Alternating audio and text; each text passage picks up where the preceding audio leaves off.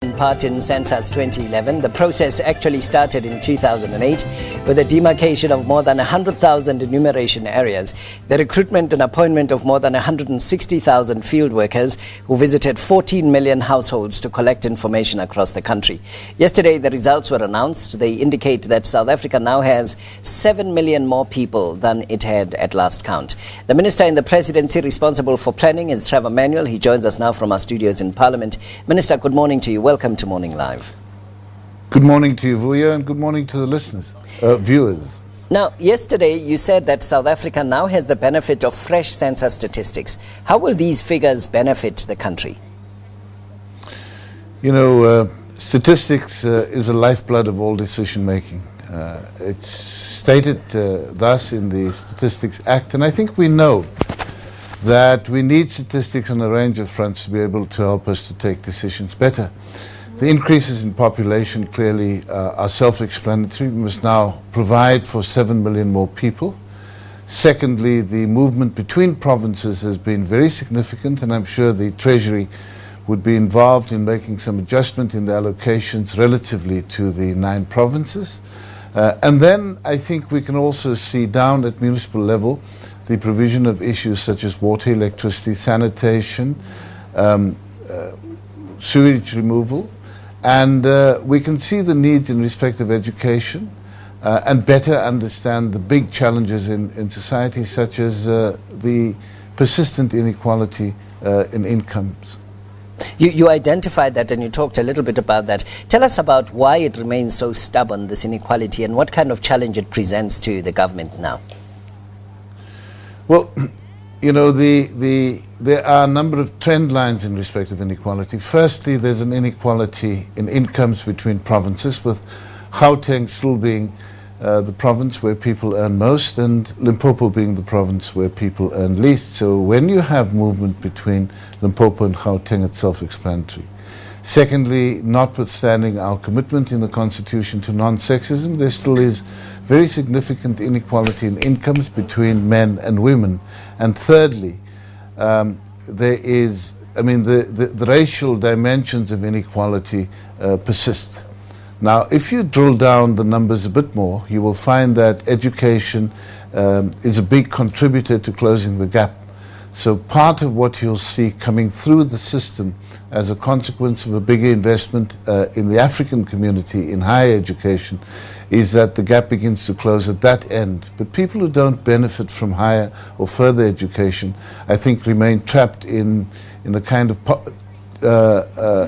trough of inequality and poverty. And that, I think, is a worrisome feature for us. Does our education system produce the outcomes? And is our FET system geared up to be able to produce people who can skill themselves differently in society?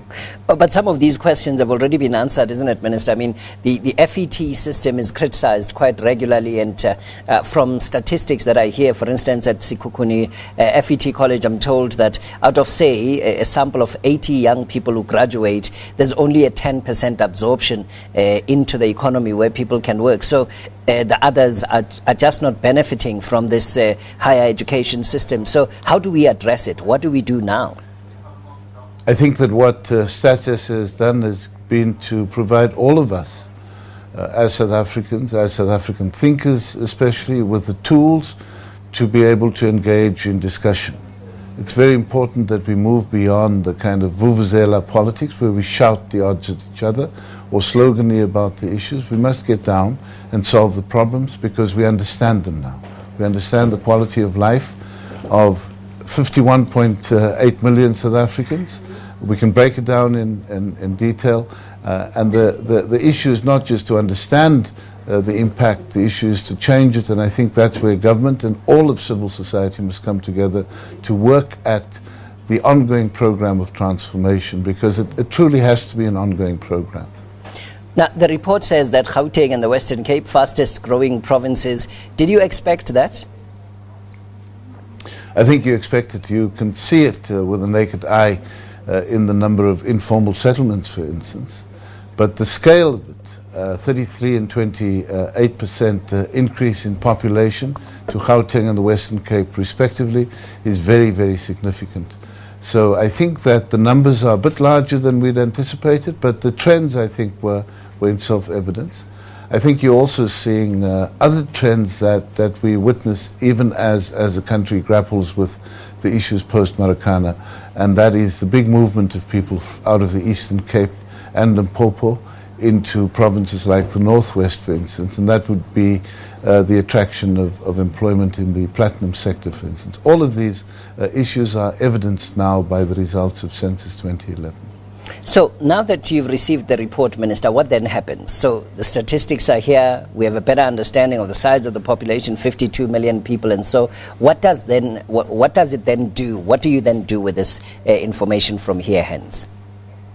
Well, you know, one of the issues that we clearly need to do is to take the information into government, and SATSA will be taking it not only to national government but also to all provinces. We want to encourage everybody to utilize the available information, because we now have the information available in a lot of detail, not just on the internet, and we know that only 35% or so of South Africans have access to the internet, but all policymakers do. We also have it available on applications such as the iPad and other similar tablets, and we have it available on cell phones. So the information is available, and this must be the source of discussion. So governments need to be involved in understanding the detail of the areas that they have jurisdiction over.